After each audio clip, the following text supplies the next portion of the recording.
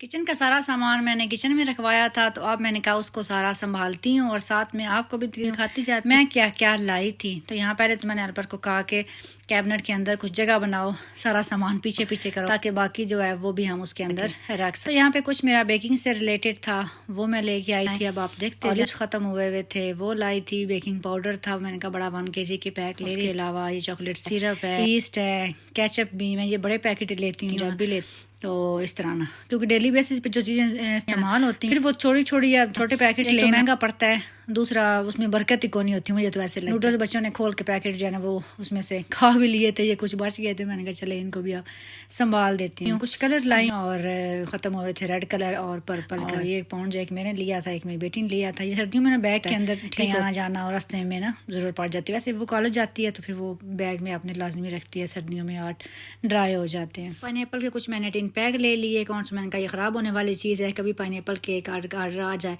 तो फिर पड़ा हुआ हो तो ज़रा सहूलत हो जाती है। और उसके अलावा ये हैं जी वो दूसरे क्या कहते हैं कप केक के लाइन वो हैं। और बस ये सारी चीज़ें जी किचन से रिलेटेड थी, क्योंकि ग्रोसरी मैंने करनी थी ना। तो मैंने कहा चलें जैसे गई हुई हूँ ये भी यहाँ से ही कर लेती हूँ। शैम्पू लिए और ये शू पॉलिश, क्योंकि पहले गर्मी में तो बच्चों को सैंडल की पहन के जाते रहे तो सहूलत थी, लेकिन अब सर्दियाँ आ गई हैं तो अब बंद, इसलिए मैंने कहा चलें जी यही ले लेते हैं। और बस उसके अलावा लेमन मैक, सर्फ, ये सारी थी जी ग्रोसरी।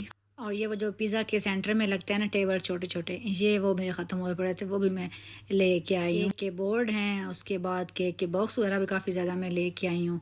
ये चॉकलेट एसेंस है, ये ख़त्म हुआ पड़ा था, ये मैं लेके आई। उसके अलावा ये बिस्किट 2 बॉक्स ये ले लिए थे। अच्छा, जब मैं चीज़ें संभाल रही थी ना तो मुझे याद आया, मैंने कहा मुझे नज़र कौन नहीं आया घी और ऑयल, पता नहीं कौन ही हस्बैंड ने लिया था। लेकिन मैंने कहा तो था कि आप वो चीज़ें ले, मैं बाकी छोटी मोटी चीज़ें शॉपिंग करती हूँ।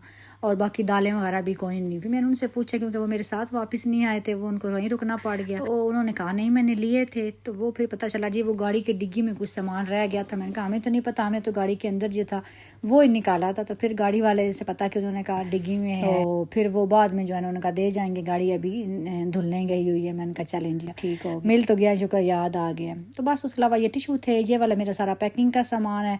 ये मैंने बड़े बड़े इस तरीके से ना ले लिए हैं, ये टेप है, ये ऊपर से ना सील होता है कुछ साइड है ना, तो ये है। बाकी ये इस बोरी के अंदर जो है ना ये सारे ड्राई फ्रूट्स हैं, क्योंकि आपको पता ही है जी आगे पंजीरी पिनिया वगैरह चलनी है, तो फिर मैं एक साथ ही ले लेती हूँ, ज़रा रेट में ठीक मिल जाए। ये तकरीबन मेरा ख्याल में कोई 4-5 किलो है, कोई सही इनकी आप पता है कितनी है, क्योंकि वो कह रहे थे कितने लेने हैं और वो ही लेके आए थे। मैं गाड़ी में बैठी थी जब वो ये सारा सामान फिर मैंने यहाँ जगह बना के कैबिनेट के अंदर तो यहाँ पे रखवा दिया है। उसके बाद जैसे टाइम मिलता जाएगी इनकी कटिंग करके रख दूंगी, ताकि फिर आसानी हो जाए, जब ज़रूरत हो थोड़ा सा निकाले और यूज़ कर लिए।